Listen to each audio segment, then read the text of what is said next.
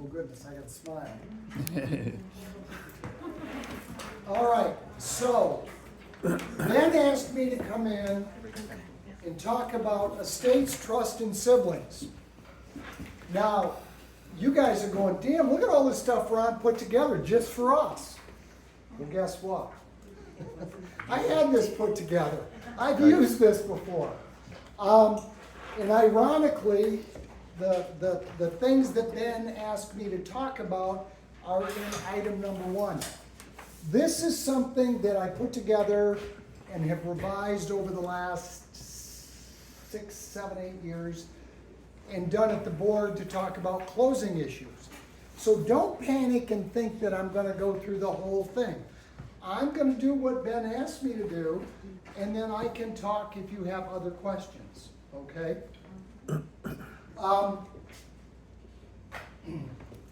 I've been doing this a long time, and under item number 8, what's needed when listing the property to help a closing? And I go, all title holders must sign the listing agreement. And as I tell you stories, I don't make these up. Because when I get down into answering some of the issues about trust and siblings and estates, I will tell you that probably 15, 20 years ago, the day of the closing, there are some issues in the closing room. And there were 3 siblings. Now, back then, we still had dower interest. We don't need to deal with that anymore. But the sellers were having issues with the buyers, and things weren't going well. And one of the seller's wives was not stupid. And she said, do you know what? I never signed the listing agreement, and I never signed the purchase agreement.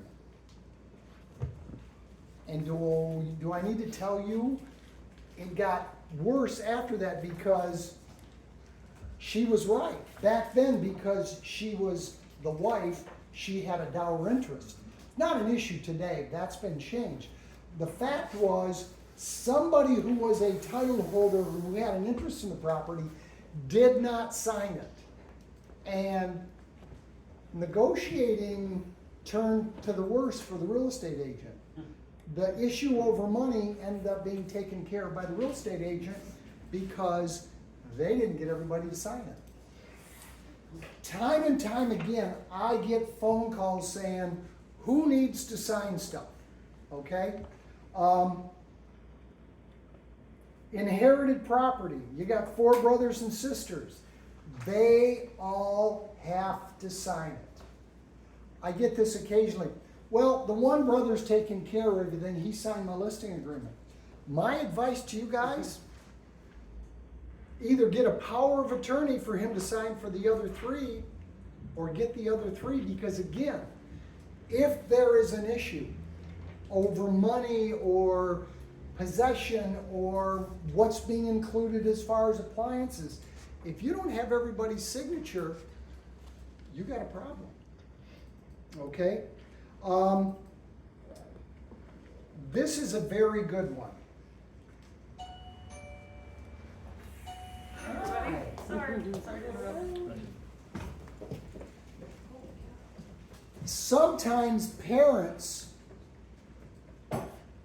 will put their kids on title, to avoid probate. If you've got a listing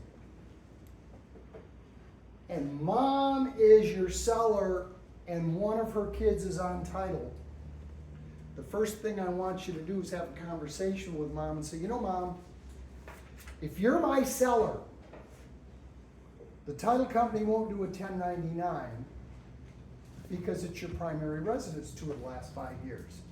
If you leave your child on here, your child's a seller.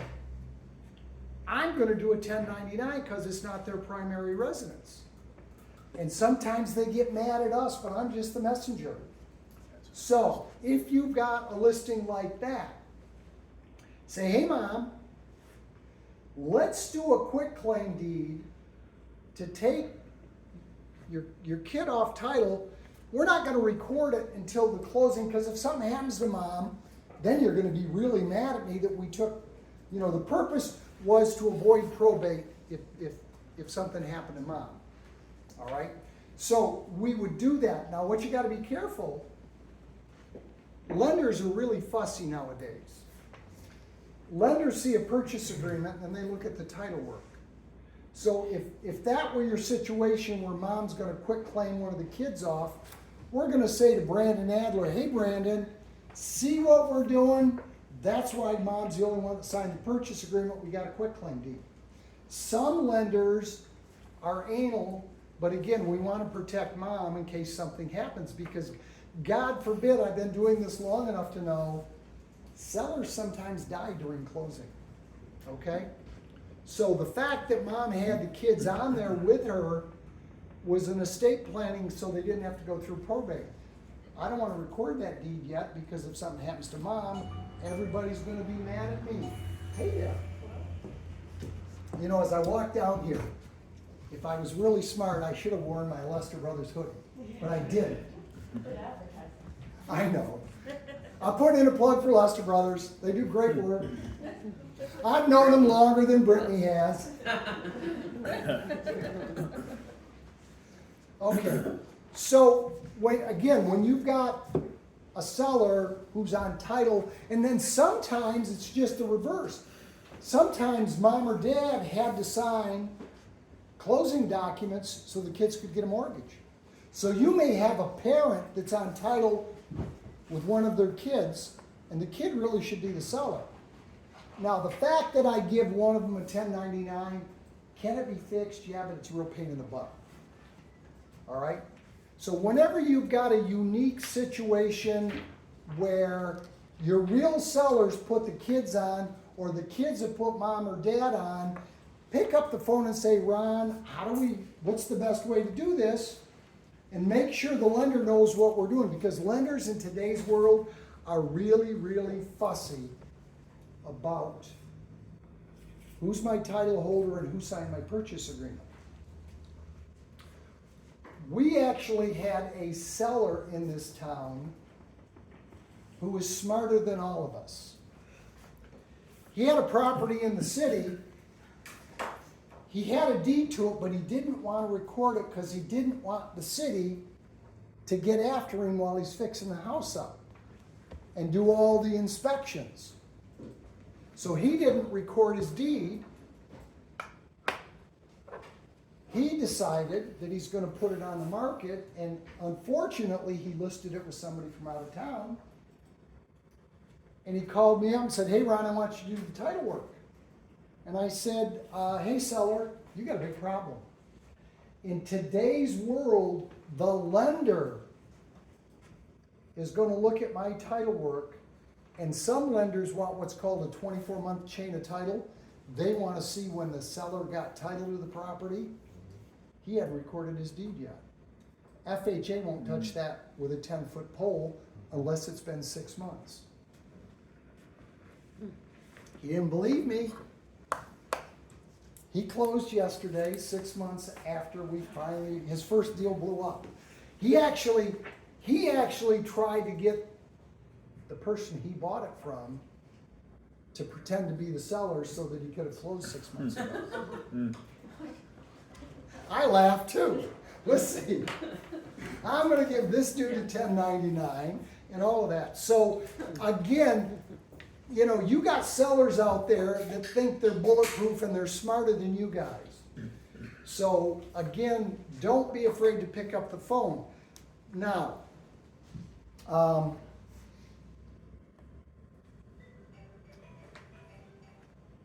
halfway down, before I forget, this is a sibling thing, and it doesn't deal with your listing. But have any of you ever had somebody call you up and say, hey, Kitty Ann, I want to put my kids on title in case something happens to me, I avoid probate? You ever had anybody do that? Sure. What do you tell them? Sure. Okay. That's true, you can do it. There's two ways to do it. 25 years ago, we just said, hey, do a quit claim deed from yourself to your kids, joint tenants with full rights of survivorship. Great idea. Only problem is, mom wants to sell the property and the kids have to sign everything. Lady Bird deed. Well, now she's stealing my thunder, damn it. Back 25 years ago, nobody talked about a Lady Bird deed. But I've seen kids look at mom and go, you're not selling this. Because what do the kids have in their eyes? Money, dollar signs. So, Lady Bird, in today's world, a Lady Bird deed allegedly is named after Lady Bird Johnson, Lyndon Johnson's wife. I haven't fact-checked it, but that's what we're told. If Kitty Ann said to that woman, hey, by the way, you can do what's called a Lady Bird deed, the Lady Bird deed says, hey, I'm deeding it from myself to myself, and upon my death, with a lot of legal language, it goes to X, Y, and Z. And during my lifetime, I reserve the right to sell it, mortgage it, whatever. Okay? Some lenders are real flaky about somebody mortgaging it and they make them deed back out or whatever. But mom is in control of the property and doesn't need the kids. I believe a Lady Bird deed is the perfect document. Okay? Got a file on my desk where this husband and wife have got 4 kids and they've got lake property. And over the last 4 years, he's had us redo the deed for him 4 times. And the 4th time is on my desk because he wanted it to be joint tenants with his kids. And then I said, well, what if you want to sell or whatever? He said, let me get back with you. That was on Thursday, and I said, I'm not recording this deed that you signed. He called me yesterday, he said, I want a Lady Bird deed. I said, well, I gave you that option. Yeah, Ben. Along those lines, I get this question sometimes about we want to sell mom's house to pay for her long-term care, and then but if we sell the house and we get a bunch of money, she loses out on her Social Security benefits, Medicaid benefits, stuff like that. She doesn't lose out on Social Security. I am not an expert on Medicare, Medicaid, even though I'm old enough to have those cards in my wallet, okay? When Bill Nichols was still practicing law, he was my expert to go to on the guidelines as far as when can mom dispose of the house and when can they start looking for money if you put her in assisted living. Today, and there's probably other attorneys that are very good at it, today if you called me up and said, Ron, if you had a question on the benefit part of it, what attorney would you call first? Jennifer Kelly, over on Franklin Street. Jennifer does a lot of probate work, does a lot of estate planning. I know there's other attorneys, Steve Mikulski's good, but I just know we do a lot of stuff with the court as far as protected people, and Jennifer, this is her life, and she's very good. So just a way of, I think people think a way around that is to deed it to the kids and then have the kids sell it. And if that discussion is happening, you gotta talk to the attorney. You don't want grandma to lose out on Medicaid. You don't want to lose. Yes. I'm going to tell you, and Ben, that's a good point. I've been doing this long enough to know in certain cases, Medicaid investigates. Yes. They do. Yeah. What's your background that you know all of this? I was a caregiver for my dad, and he went through all of this. So Medicaid allows you to have assets as your home and your vehicle and $2,000 cash. So you sell your home, you've got all that cash, you lose your benefits. You can spend it on certain things, your monthly income you can spend on certain things, but you can't have over this certain thing to get the Medicaid benefits. Medicare's different. Now, Medicaid. If say it's a husband and wife, and the husband or the wife has to go into a facility, and they have to use Medicaid. Mhm. Medicaid will not take the house as long as the other spouse is in the house. Right, yeah, I think with spousal stuff, that's a, It's yeah. a whole different, yeah, but if you have any assets, they will take them. Yeah, the Medicaid Recovery Act. So we had a Lady Bird deed, so when my dad passed, it went right into my name. With a few other things that we had to take care of with Ron's office. But, so because that was done that way, Medicaid couldn't come back to take any of the proceeds from the sale of the house. And thank you for your insight. At some point, I will tell people, and you will tell people, that's above our pay grade. Because they will come after you. I've seen it. I've seen the lien get recorded. I mean, and the last thing you want is them to say, well, Ron told me that. Ron told somebody yesterday it was above my pay grade and it's a bankruptcy issue. You know. And it changes, the laws change. I mean, Yeah, they you might do. think it's, oh, she said it today, and then you're gonna use it 2 years later, and it already changed. Right, so I mean, it's all about surrounding yourself with good people, and I had a banker in my office. She says, I got an issue. Her husband and his brother have a trust, and they want to sell it, and they want to avoid tax liability, and I go, you're not gonna ask me. Well, they don't want to pay their attorney, and I'm going, Sorry. yeah, sorry, you gotta pay somebody at some point, Yeah. because people remember who told it to them. And I always joke, if somebody asks me tax advice in the closing, I'll look at them and say, you know what? I pay somebody to do my taxes. This was a long time ago, I used to use this line. I said, after work, if you want to buy me a beer at the office bar, I said, I'll talk to you. But in my office, I don't talk about that stuff with buyers and sellers because we can't have all the answers. It puts us at risk, it puts you at risk. Yeah. You tell, Yeah. they'll say, you said. I mean, I got sued for holding earnest money. How bizarre is that? You know, I got a judge that's not real smart and another attorney that's not real smart, but who would think that when the title company is holding earnest money, anybody can sue anybody. All right? So I believe Lady Bird deeds are wonderful because parents are still in control.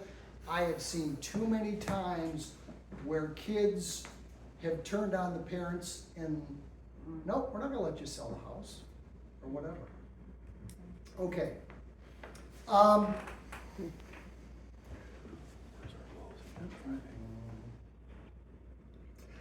In the middle of my paragraph, is the property being probated? All right. There's not a month go by that I don't hear this. Well, the will gives it to us. What a will does is tell the probate court what you want. The probate court has to decide, was everything done correctly? And a will can be contested. I don't make this up. 10 years ago, in my big closing room, for 4 hours, 2 brothers and 2 attorneys fought over issues that were in the will and whatever. In other words, here's a will, it goes into probate, and they start fighting over it. And it's public record, I won't mention their name, but if I did, Brittany would go, oh my God, those damn people from Grass Lake can't get along. But a will can be contested, and it's got to go into probate. Personal rep's got to be appointed. Now, everybody goes, oh my God, probate takes forever. Probate takes 4 to 6 months, but that doesn't stop you from selling the house. We had a lake property about 4 months ago. The seller died a couple of days before the closing. all right? Had to go into probate. The buyer and the buyer's agent weren't happy with the listing agent. A lot of stuff went on and a lot of bad information was spewed out there about probate. Well, the buyer doesn't want to wait for probate. Well, the seller's estate, children, promptly got an attorney here who promptly got probate open. Personal rep was appointed with a letter of authority, which means we could have had a closing. But a lot of misinformation went back and forth and they wanted the property. It was lake property, they didn't want to wait. It's going to take forever. And the deal blew up. And there was substantial earnest money that they fought over. But when you open a probate, you got to do certain things. Money goes in there. There's got to be an accounting, and creditors have to be notified, but you can still sell the house. So it does not take forever to sell a house in probate. And that is a misconception. Okay, so the personal rep that's assigned by the judge Yep, can sign the purchase agreement on behalf of the. exactly. Is it, we call it an estate? at The that estate. point? In other words, The estate. Ron Ellison, personal represented the estate of. Yeah, yeah. The only, The money, but the kids don't get the money yet. We sell well, it and that's money the, goes- here's the thing. Deal closes. Check is made out to the estate's got to have a bank account. What the personal rep does with the money could be dictated by a will, could be dictated that creditors have, if you read the legal news, you're going to see little ads, the estate of John Doe, notice to creditors. They got to do that. Creditors have a right to make a claim against the estate. Probably can't distribute any money until that. But after that, you know, there might be tax obligations or whatever. Now, that's if you've got a, I won't use the word perfect, but uncontested. Every now and then, we've got files where kids didn't like what was going on and they petitioned to have this personal rep removed and this person put in. Anyhow, so normally it's not a big deal. Will a judge not appoint a personal rep if it's being contested? They'll have a hearing. So it's- In other words, you can make, you make your petition to have John Doe appointed as personal rep. Well, notices have to be given. Or if everybody's in agreement, they can sign a consent. That's a rubber stamp. Okay? But if you have a hearing, you might be delayed a couple of weeks or whatever. And again, I always say this, money motivates. Kids don't trust kids, you know. So yeah, but eventually that probate is gonna take 4 to 6 months to get closed because again, you got creditor issues and things like that. So don't let a probate scare you to death. I mean, there's not a month go by that we don't, you know, we hear that. Or I hear this, well, the will appoints me executor. Executor is a term from probate from over 30, 40 years ago. It's personal representative, okay? But I don't care what the will says, the will's gotta be admitted to probate. Yes, Now, it does run a little different with a, like a revocable trust, right? Where you totally different, bypass probate. true. I'll segue into that. Because that's one of the things.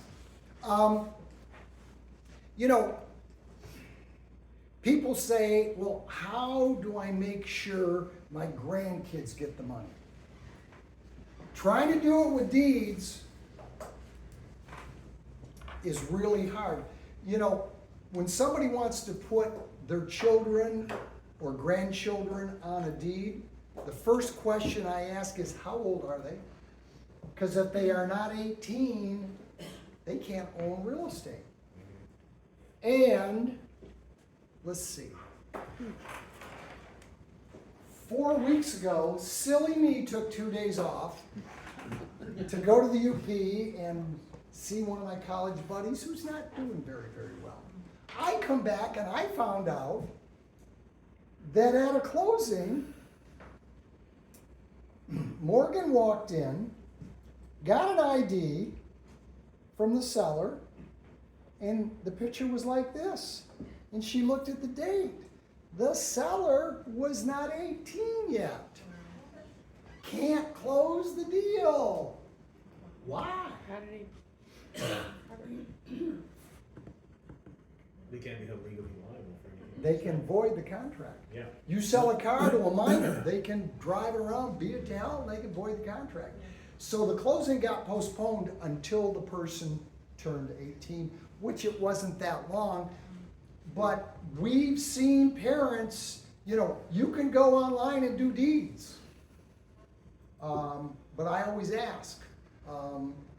I personally had a closing 3 years ago where the buyer was 17. The real estate agent from Lansing, it was a cash deal. The real estate agent from Lansing knew it and didn't utter a word to us. Now,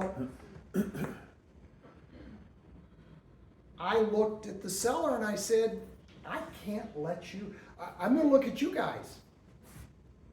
We can't let your seller sign that deed and sell to a 17-year-old because that 17-year-old a month from now can say, really don't like it, water in the basement, void the contract. How did we resolve that one? They did an addendum, and I question whether the addendum signed by a 17-year-old is good or not. And they put mom in as the purchaser or whatever. But you gotta be careful, it's great, I love it when an 18-year-old kid buys a house, that's great. But not a 17-year-old. So back to your question, Tim, about a trust. A trust says, I'm gonna put my assets in this legal package, and if something happens to me, or even during my lifetime, here are the rules for my trust. Because if something happens to me, I want my grandkids to get this and this and this. I want County National Bank or Southern Michigan Bank's trust department to administer this because I don't want my kids to get this lump sum of money and they're gonna blow it. And so they dictate how the money, when people pass away and the kids realize they're the trust, they get angry. Because they all think they're getting all this money. But a trust can dictate what happens, all right? A trust tells me who my trustees are. And if the trustee passes away, a trust tells me who the successor trustees are. All right? So people get mad. What do you mean the title company wants to see the trust? Well, yeah, we got to make sure who can sign it. All right? And we have to look for stuff that might deal with the real estate. Yeah, Ben. The properties are deeded into the trust. They're supposed to be. I've seen people, elderly people, get convinced to do a trust. The attorney charges them for a trust and they got a binder with all these beautiful documents. They never deed the property into the trust. They have to. That happens a lot. Yes, yeah. Yeah. Or it doesn't make it from the estate into the trust in time, maybe there's a passing of the owner. Yeah. They didn't have time to get it. But if the attorney were doing it right, first of all, in my world, do you know that nobody likes paying the title company? Do you know nobody likes paying your commission? Estate attorneys, John, did I say I wasn't going to use bad language? Go for it. Yeah. Some estate attorneys piss me off. They do not search the records to see what the people own or to see how they held title. We had that problem. I'm not paying her to do this. This is good. Yeah, I mean, we get frustrated. One, you didn't put it in there. Two, these people own various properties. You got paid a lot of money to do the trust, but you didn't do your job. And then they get mad at us. I mean, I'm not the messenger, or I am the messenger. I didn't do this, but yeah, they forget to put it in, they don't do a search, or, you know, husband and wife go and get a trust done. They think title's in both their names, and it's not. Do you know the number one type of property that we find title problems? Family farms. We don't. Bill Worth is an attorney here in town. He had these two sisters, property out by Concord. Bill says, you know, we gotta make sure. I sat with them. They basically made me feel like a criminal, that I was gonna take money because they knew this was right and they knew this was right. Made my day. Mom and Dad screwed everything up. 50, 60 years ago, Dad bought the property, never put Mom's name on it. That happens all the time. Or Dad passes away and the kids take over the farm. So, you know, we get it all the time, but family farms are the number one. When somebody brings me something on a family farm, I am amazed if they've owned it for 40 or 50 years that there's not a problem. Because again, they don't want to pay somebody to do it right. So, but a trust is a good document as long as you put everything in the trust. Now, the other thing is, you've got a listing, the trust owns it. We want to read the trust. Okay? Does the trust have a bank account? My check is supposed to go to the seller. The trust is the seller. All right? A lot of people that do a trust don't have a bank account. So if John's trust is my seller, and John is still alive, John says, I don't have a bank account. Because this is the only asset that he has, if John gives me a statement that says, hey, American Title, I don't have a bank account, I'm the trustee, please make the check out to me individually, we're gonna do that. It's a pain in the ass to go to a bank and open up a trust account. Got a successor trustee, that ain't gonna happen. Because a successor trustee, I'm not making a check out to them individually. That trust spells out what's supposed to happen to the money. Successor trustees could do whatever they wanted, and I'm in trouble. When it's John's trust and he tells me to do it, if he violates his trust, shame on him, and he can't come back on me. Okay? So, again, people don't like to give up their trust. Well, guess what? We're just trying to make sure things are done right. Okay?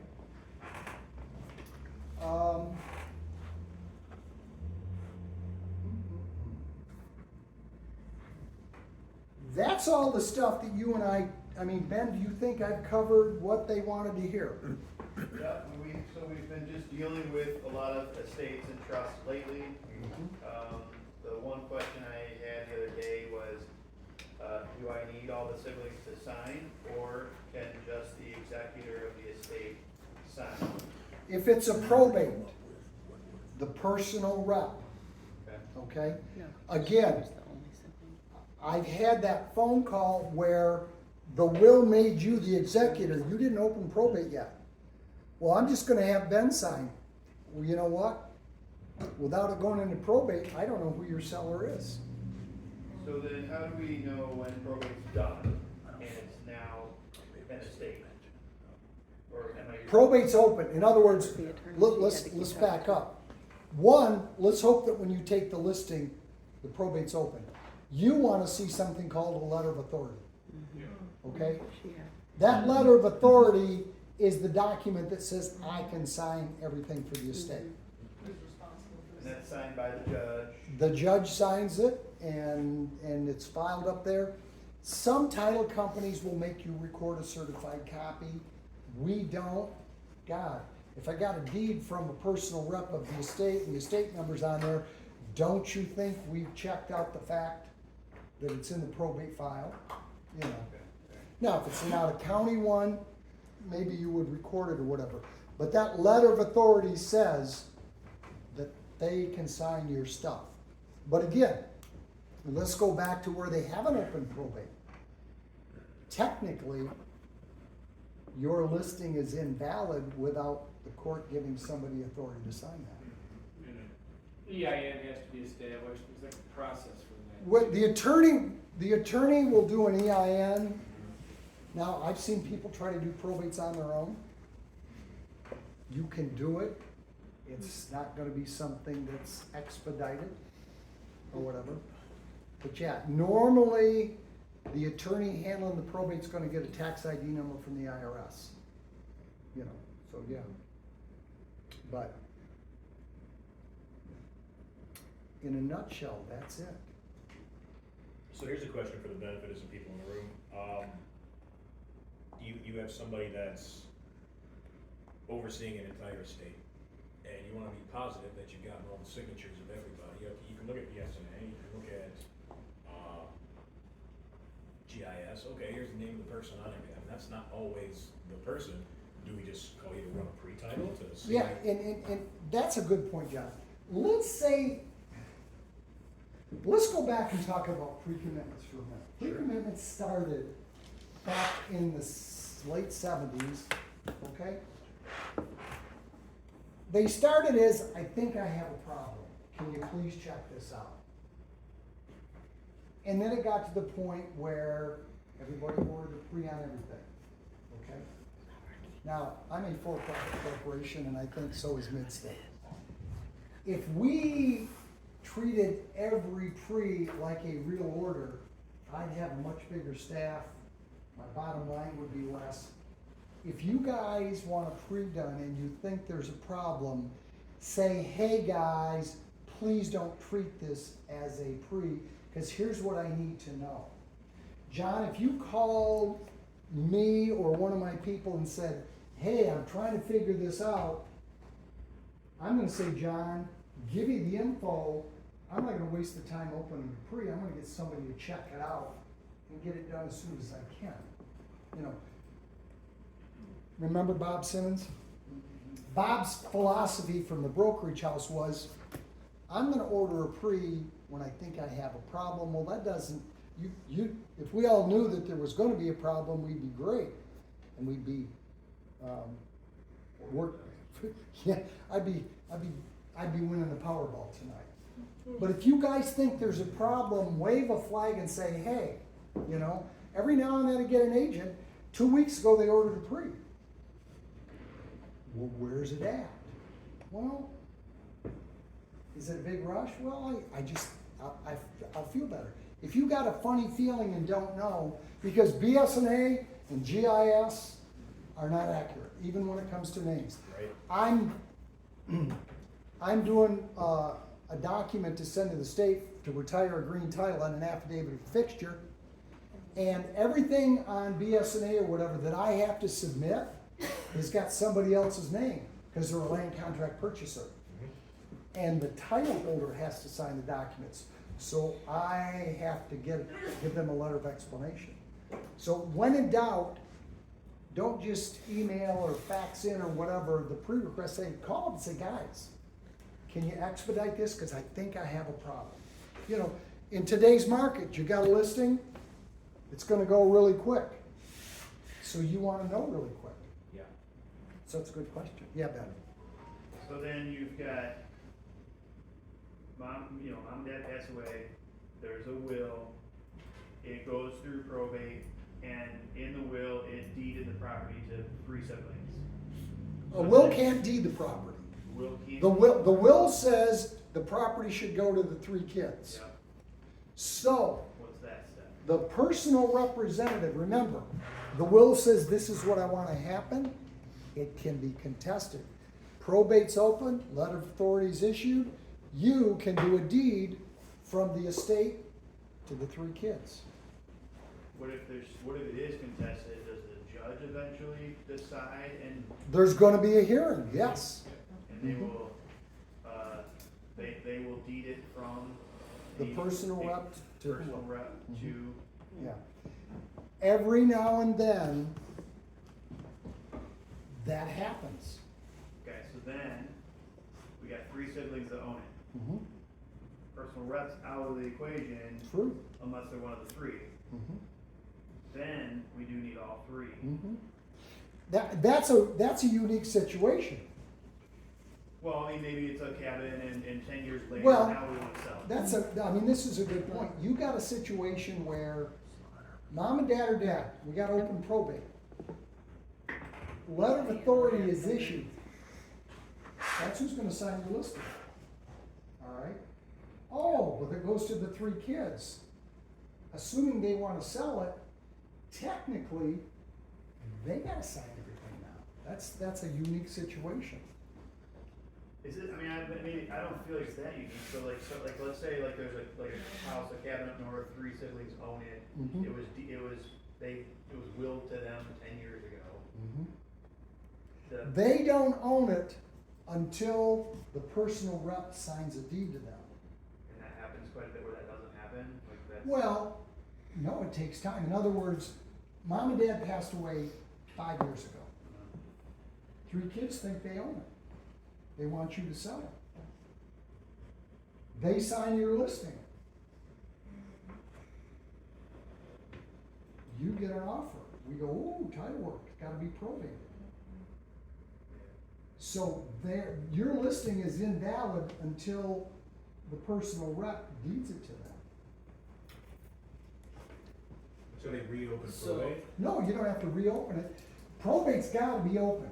See, this happens a lot. Kids think they own it. Never did probate. Never hired an attorney, just. Nope, just the nope, the will. will gave it to me. Will gave it to them. Will gave it to and me. they just sit on it. Mhm. No one questions it, the Nope. debtors don't come after it, there's Mhm. just it's just sitting there. So now they wanna list it, title work comes back, mom and dad are dead, and the kids go, well, we'll give it to us, well, guess what? One of you has gotta open probate. Oh. Just as a formality, not because anybody's contesting anything, but just because that's. It's a that's the process. formality, procedure. Kitty Ann, I hope it's a formality. Right. Cause do you know with second marriages and whatever, people come out of the woodwork?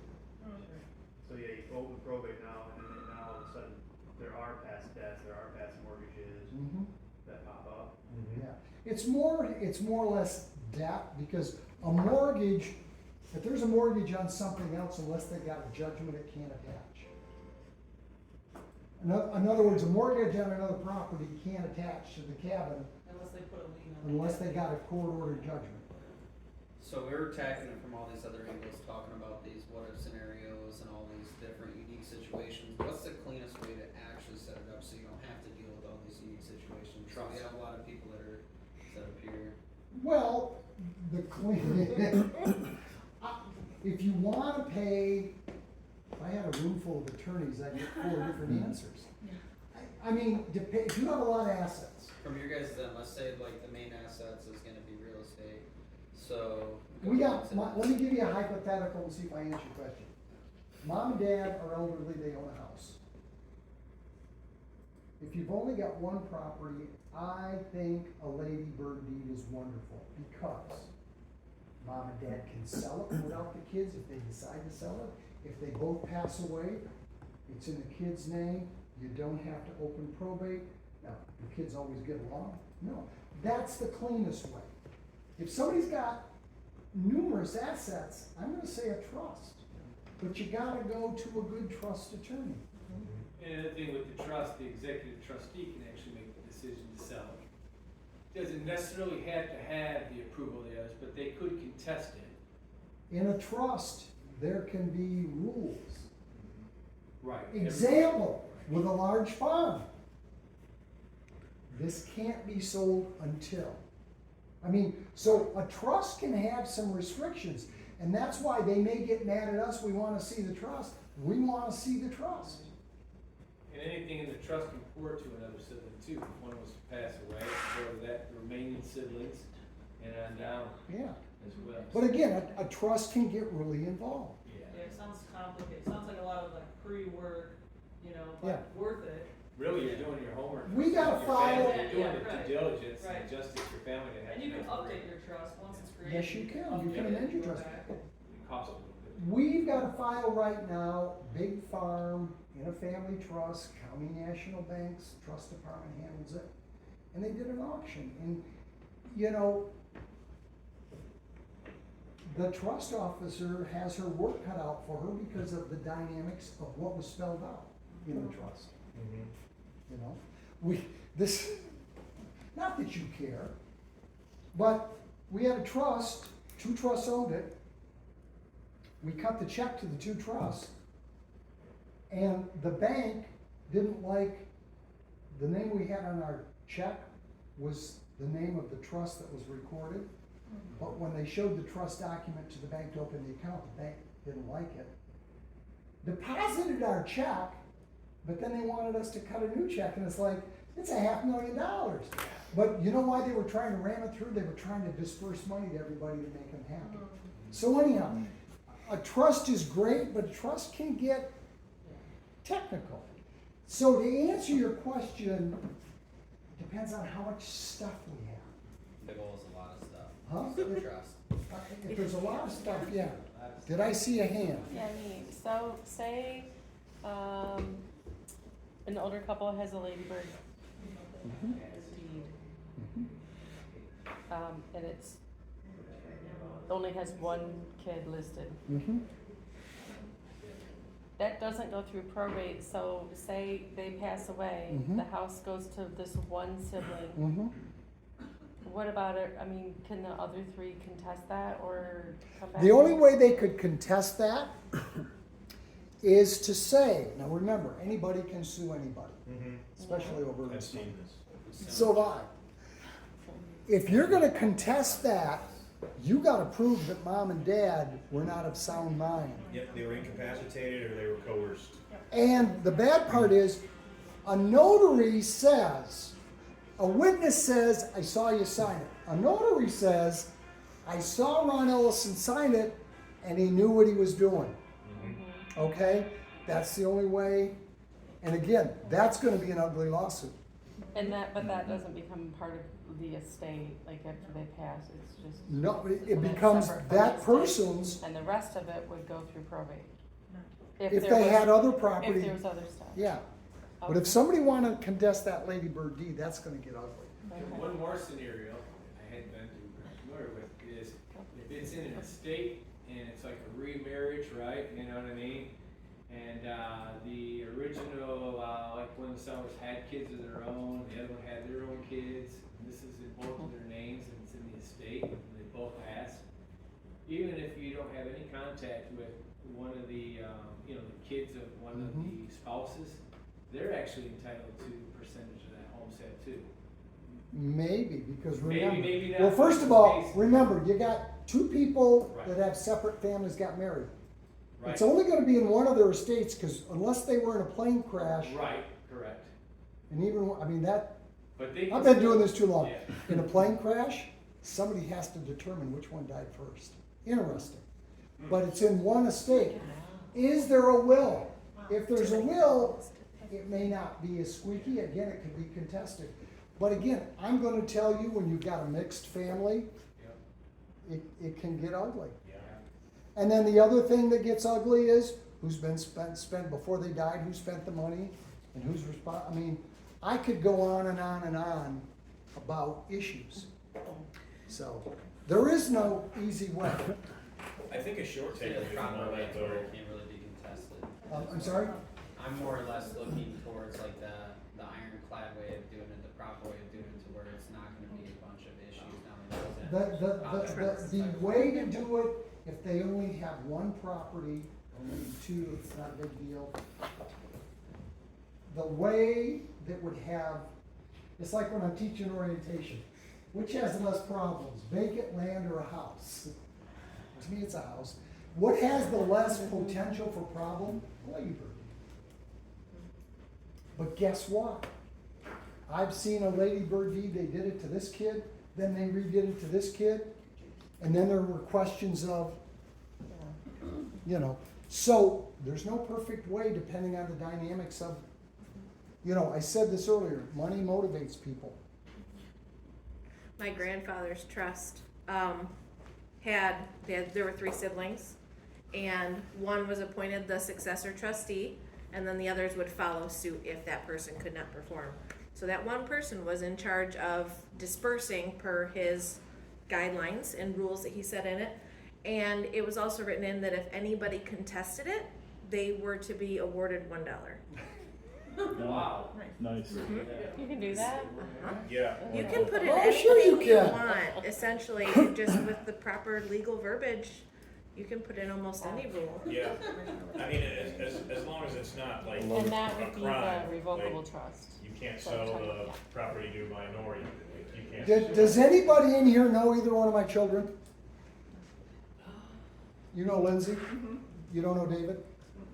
Stop in Napoleon Elementary. Anyhow, if you said to my kids, if you said to Lindsay, has your dad ever made a comment if you piss him off, he's gonna rewrite the will? Tracy goes, you can't say that. Damn right I can. I mean, I'm just telling you, remember Bart, our buddy Bart, may he rest in peace? Do you know what his dad did with the farm? Did you ever hear that story? Bart's dad, Yes, yeah, it was, Bart's dad, they had a big farm.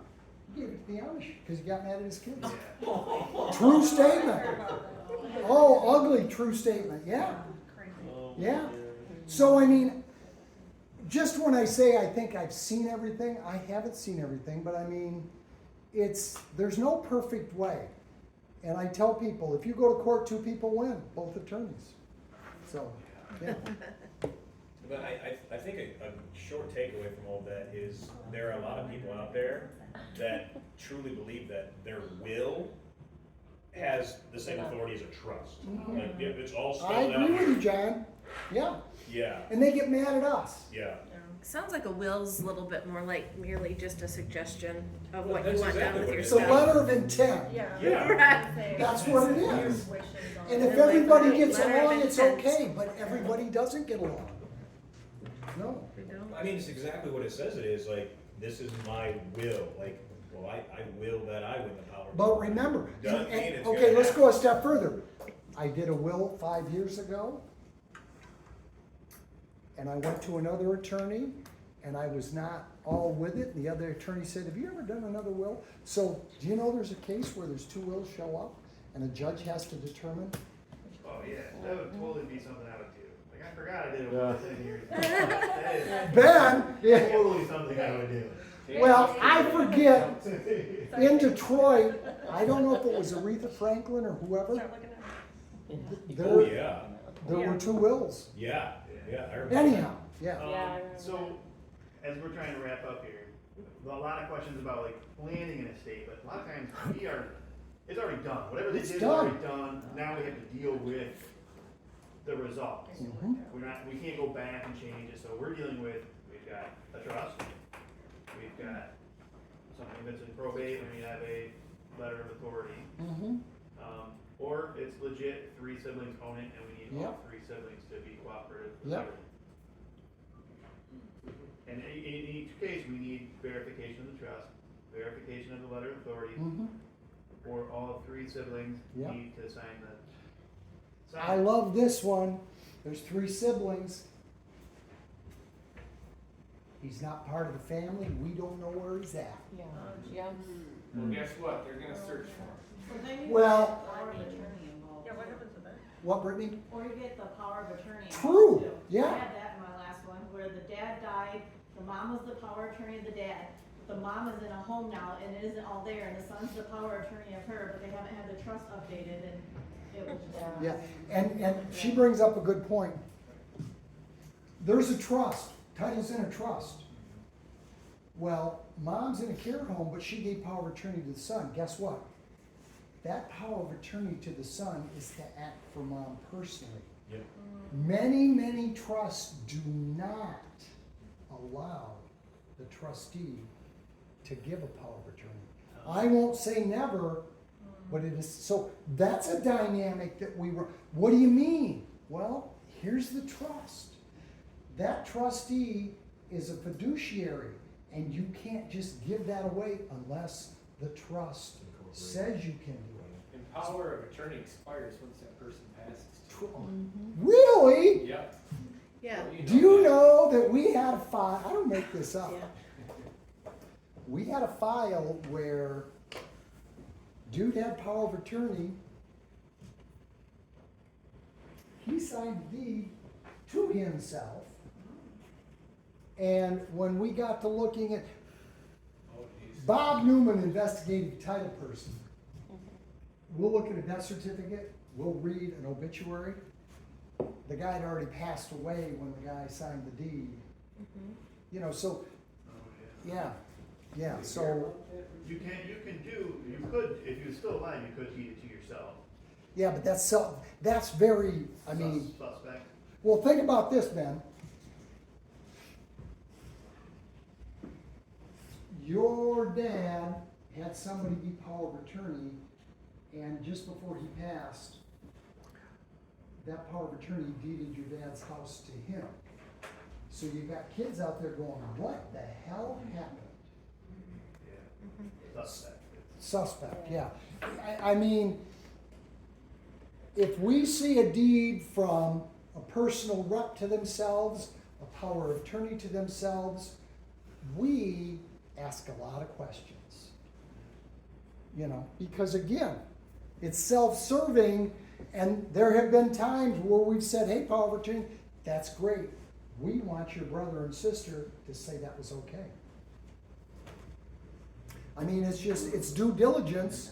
You don't want to get sued, I don't want to get sued, and again, common sense says it's self-serving. Yeah.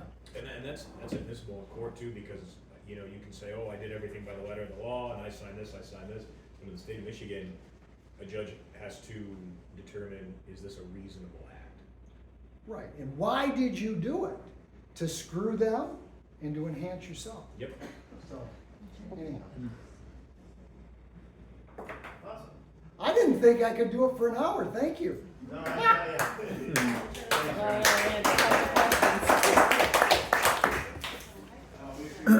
All right. When in doubt, call me.